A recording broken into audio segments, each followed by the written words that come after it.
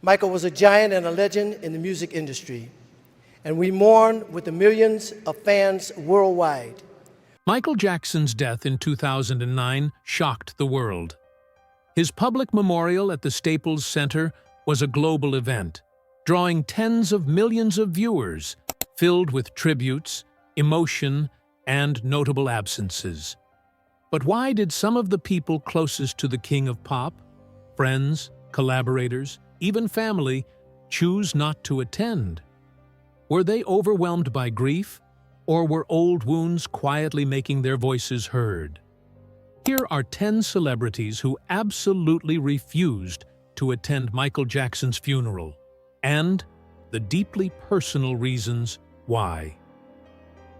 Debbie Rowe, the ex-wife who stepped away.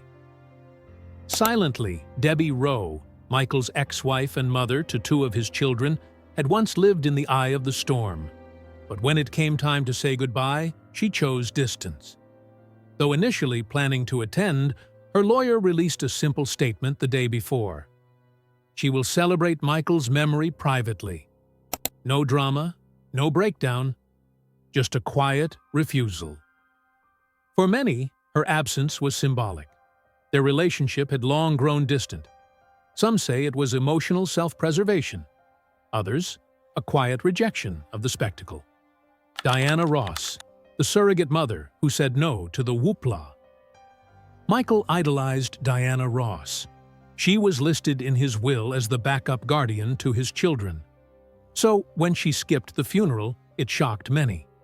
In her statement, she explained, "I just can't be part of the public whoopla." For Ross, grief was sacred, not meant for cameras. There were rumors of a strained bond in later years, but she later said, "Even though I'm not there at the Staples Center, I am there in my heart." Her silence was her tribute. Elizabeth Taylor, his fiercest ally who refused the spectacle. Elizabeth Taylor was no ordinary friend. She was one of Michael's most vocal defenders. But when the funeral happened, she refused to attend. In a now famous tweet, she wrote, "I don't believe Michael would want me to share my grief with millions of others." She later held a private remembrance, far from the spotlight. For Taylor, the televised memorial was not a tribute. It was a media circus. Her absence said everything. Quincy Jones, the producer who built the legend but kept his distance. Quincy Jones produced Thriller, Off the Wall, and Bad, albums that defined Michael's career. Yet, he did not attend the funeral. His explanation was blunt. "I don't do funerals." Behind that was a history of creative tension. Their partnership had ended decades earlier. Over time, Quincy had publicly criticized Michael's entourage and choices. His grief came not at a funeral, but when their friendship quietly dissolved. Corey Feldman, the protege who was never invited. As a teen, Corey Feldman saw Michael as a mentor. He defended him during controversies and mimicked his style. But when the funeral was planned, Feldman wasn't even invited. He was hurt, calling it disrespectful. He didn't demand a spotlight. He simply wanted to pay tribute. Instead, he mourned alone, walking down Hollywood Boulevard, dressed in Michael's style. Excluded and forgotten, Feldman's absence was louder than words. Madonna, the queen of pop, who chose her own stage. Madonna and Michael shared fame, controversy, and artistry. But when the world gathered to mourn him, she didn't attend. She never gave a reason. Instead, she delivered a moving tribute at the MTV VMAs months later, calling him a genius the world misunderstood. Some say she didn't want to be part of a media circus. Others believe her personal grief didn't fit within a scripted service. Her tribute wasn't live. It was raw, artistic, and personal. Britney Spears, pop's princess who mourned in private. In 2009, Britney was rebuilding her life. Public grief at that point might have undone her fragile return, so she stayed away.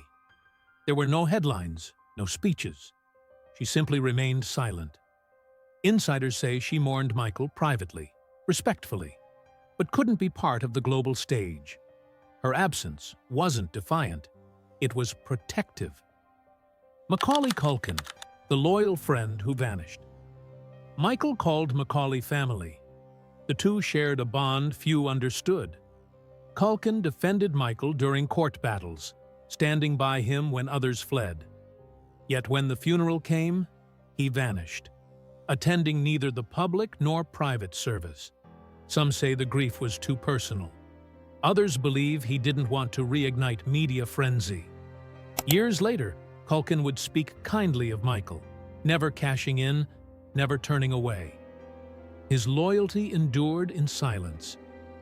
Whitney Houston, the voice who withdrew respectfully. Whitney and Michael weren't close friends, but they were equals, icons navigating the same treacherous fame. Still, Whitney skipped the memorial. Why? She didn't want the cameras. Sources said she mourned quietly, believing grief didn't need a microphone. Her own funeral years later echoed that sentiment. Intimate, sacred, and private.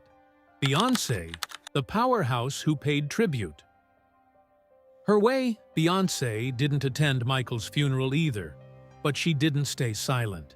In her world tour that year, she dedicated entire sets to Michael's legacy, singing Halo and I Can't Help It with teary eyes.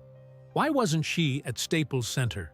She was mid-tour, emotionally raw, and perhaps unwilling to grieve under flashing lights.